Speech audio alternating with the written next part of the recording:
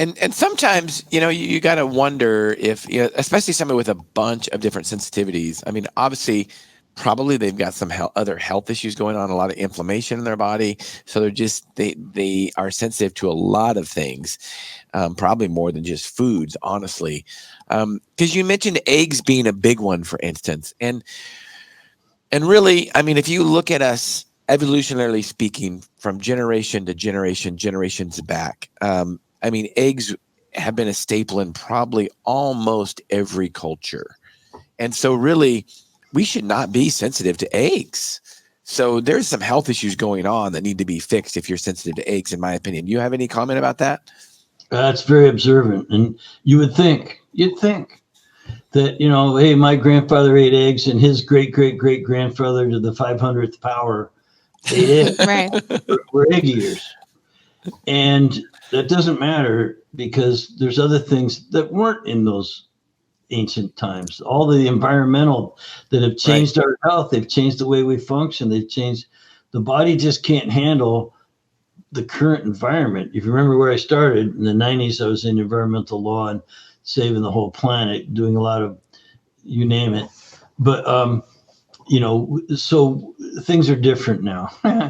And there may have been some caveman that was also sensitive to eggs. I don't think you could extrapolate this or that. But the fact is today, a lot of people are.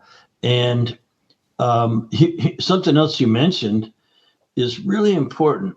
So, this is all back in the day. Almost everything I teach now in my course is based on what I learned in 10 years in the office. I mean, I was a busy clinician. 10 years. I ran thousands of labs on thousands of people and said, here, this is what I found. Now, what do you do about it? You change your lifestyle. I'm really not a physician. I was in the clinic, a nutritionist who ran labs. Now I teach a course in lab work. The point I'm trying to make is that I looked at a lot of labs and more than most people, and then instructed people on what I would do if I was them. Don't eat this anymore if it was me. Right. Now, on these... go ahead. Let me just say that Please.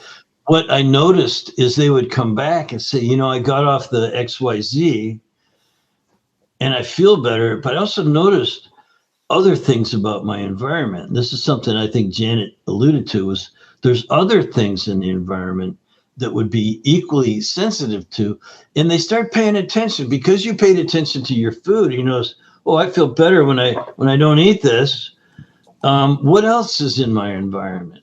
Household cleaning products, personal care products, furniture, paint, you name it. Where you work, if you work out in an industrial shop somewhere, hey, when you took off for 2 weeks for a vacation, how did you feel at the end of that 2 weeks?